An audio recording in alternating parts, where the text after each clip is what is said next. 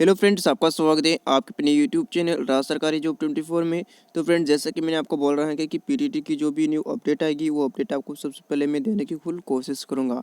तो फिलहाल आपको यहाँ पर पीटीटी 2022 के जो ऑफिशियल वेबसाइट पर एक न्यू नोटिस अपडेट हुआ है, उसी नोटिस के बारे में बात करने वाले हैं। जो कि ये नोटिस कॉलेज वाले और स्टूडेंट दोनों के लिए बहुत ही ज़्यादा इंपॉर्टेंट रहने वाला है। तो आपको वीडियो को कंप्लीट देखना है ताकि आपको पता चलेगा कि नोटिस में आपके लिए क्या क्या महत्वपूर्ण सूचना आई हुई है।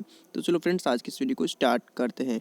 वीडियो को स्टार्ट करें इससे पहले जो भी कैंडिडेट चैनल पर पहली बार आए हैं तो चैनल को सब्सक्राइब करके बेल आइकन को ऑन कर लेना, ताकि आपको पीटीटी की हर एक प्रकार की ऑफिशियल अपडेट्स लगातार मिलती रहेगी। तो फ्रेंड्स, आपको पीटीटी की ऑफिशियल वेबसाइट पर आएंगे pttras.com की। इसमें आपको यहाँ पर पहला नोटिस आपको देखने को मिलेगा, office letter for 2 year B Ed. ठीक है, तो न्यू वाला ऑप्शन आपको यहाँ पर दिखाई दिया है। तो यहाँ पर न्यू नोटिस यहाँ पर जारी किया गया है। तो चलो आज के इस न्यू नोटिस के बारे में आप जान लेते कि न्यू नोटिस किस बात को लेकर यहाँ पर जारी किया गया है।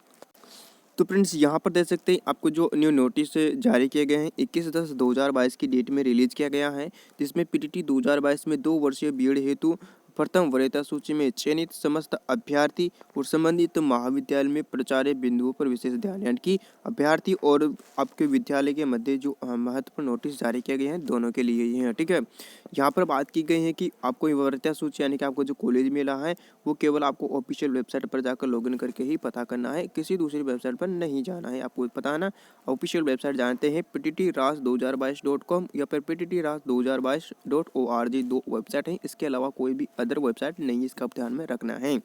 नेक्स्ट है जिसके बहुत सारे स्टूडेंट के लिए पूछा गया सवाल है, वो भी मैं आपको बता देता हूँ।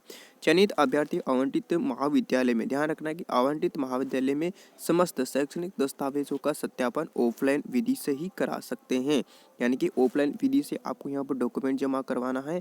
अब बात करेंगे अपार्ट मूवमेंट के लिए, तो आप कॉलेज जाकर डॉक्यूमेंट जमा करवा देते हैं, उसके बाद भी आप अपार्ट मूवमेंट के लिए आवेदन कर सकते हैं। आपके अपार्ट मूवमेंट में कोई भी दिक्कत नहीं आएगी। ठीक है, इसके बाद तीसरा पॉइंट है, महाविद्यालय में रिपोर्ट करने की अंतिम तिथि और संबंधित छात्र अर्हता की परीक्षा की अंक तालिका तथा आरक्षण संबंधी प्रमाण पत्र महाविद्यालय के प्राचार्य को सत्यापन करने हेतु सुनिश्चित करना होगा। ठीक है, और इसके बाद मूल अंक तालिका के अभाव में प्राचार्य इंटरनेट द्वारा जारी की गई अंक तालिका के सत्यापन संबंधित महाविद्यालय की वेबसाइट पर कर सकते हैं।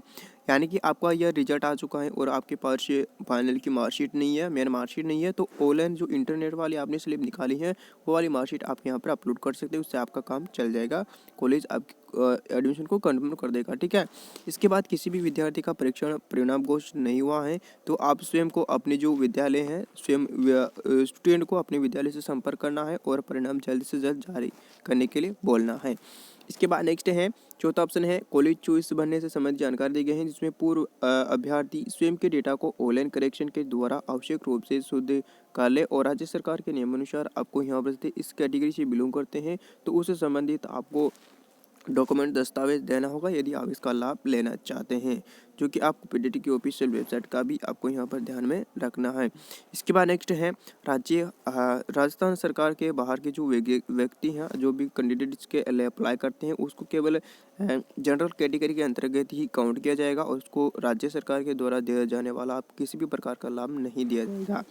इसके बाद नेक्स्ट है, महाविद्यालय में प्राचार्य को निर्देशित किया जाता है, यानी कि कॉलेज के लिए है, जिसमें एफिडेविट के आधार पर आपको प्रवेश नहीं दिया जाएगा और यहाँ पर अभ्यर्थी की पात्रता की पूर्ण जांच करें, अभ्यर्थियों को अनावश्यक रूप से पीटीटी काउंसलिंग में संपर्क करने को न कहे। ठीक है, तो बहुत सारे कॉलेज आपको यहाँ पर आपको कॉलेज पर कॉल करके बोल रहे हैं ये दिक्कत आ रही है, वो आ रही है, तो फिर पीटीटी जो कॉलेज आपको मिला है वो कॉलेज वाले पीटीटी को कॉल करने के लिए बोलते हैं। तो इस तरह से आपको यहाँ पर नहीं करना है, जो भी इन्फॉर्मेशन है सही जानकारी के लिए आपको कॉल करनी है। ठीक है, इसके बाद नेक्स्ट है, सभी विद्यार्थियों को प्राचार्य के निर्देशित किया जाता है कि अभ्यर्थियों को किसी भी प्रकार की अवैध वसूली नहीं करे और उसके खिलाफ कार्रवाई की जाएगी, यानी कि कॉलेज आपसे एक्स्ट्रा कोई भी फीस नहीं लेगा। ठीक है, यदि लेता है तो आप पीटीटी को कॉल करके ये समस्या आपको बता सकते हैं।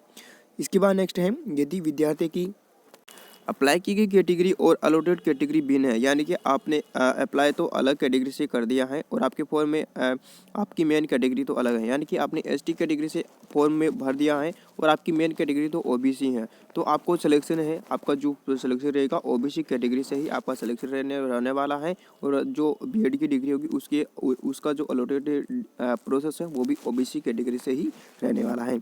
यानी कि आपकी जो फॉर्म में जो जानकारी होगी उसी के हिसाब से ही आपको बीएड की जो कंप्लीट जानकारी वही रहने वाली है, ठीक है।